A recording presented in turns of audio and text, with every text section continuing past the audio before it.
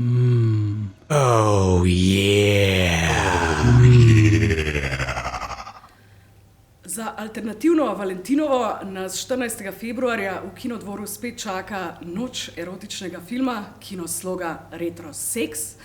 Naš poklon pestri, transgresivni zgodovini tegale kinematografa in seveda v širšem kontekstu tudi nekemu izgubljenemu času, klimi in mentaliteti, ko je bilo gledati pornografske erotične filme v kinu z družbo ne samo politično progresivno, ampak tudi sila šik.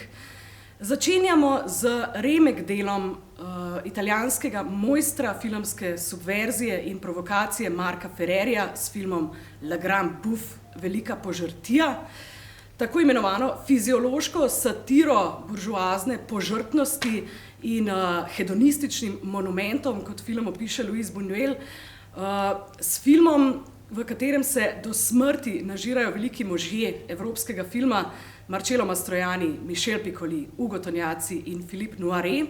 Marco Ferreri, ki ga lahko kot radikalnega kritika, satirika in subverzivca čisto upravičeno postavimo ob bok njegovemu sodobniku Pazoliniju, smo pri nas v preteklosti vse preveč spregledali, redko smo imeli priložnosti videti njegove filme, zato je skrajni čas, da začnemo to zgodovinsko krivico popravljati. Drugi po vrsti, od tu naprej bo šlo vroče in trdo, torej naslednje so legendarne Strasti, burna melodramatična romanca ameriškega porno-šik avtorja Chucka Vincenta iz leta 1983. Film, ki je, kot je nekoč zapisal Marcel Štefančič, stresel Slovenijo in socializem, na noge je postavil množično občinstvo. Torej, Strasti so prišle v slogo in Slovenijo 3 leta kasneje, leta 1986, in takrat postale prvi trdo erotični film, prvi trdi pornič v slovenskih kinematografih. Z več kot 100.000 gledalci so popolnoma pometle z vso konkurenco, postale so najbolj gledan film tistega leta v Sloveniji. Postale so večno največji hit kinosloga in še danes veljajo za enega najbolj obiskanih filmov vseh časov. Film si bomo ogledali na nostalgični filmski kopiji, prav tisti, ki se je vrtela nekoč v slogi in ki jo danes k sreči hrani arhiv Slovenske kinoteke.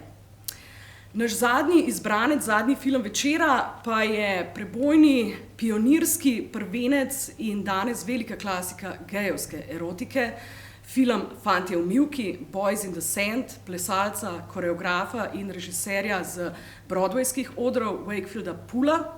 Torej, Fantje v mivki veljajo za prvi trdoerotični gejevski film, ki je bil javno predvajan v uradnih velikih kinematografih.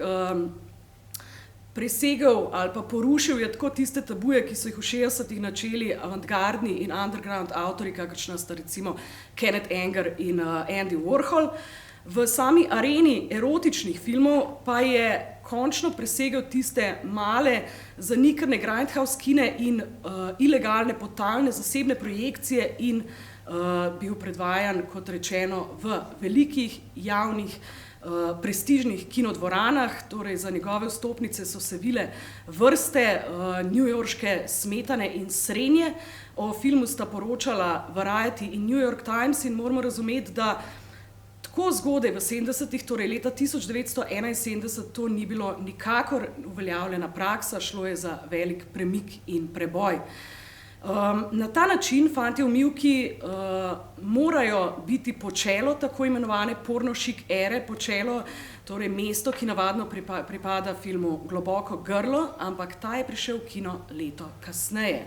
Torej, Fantje v mivki niso bili le šik, šik so bili prvi.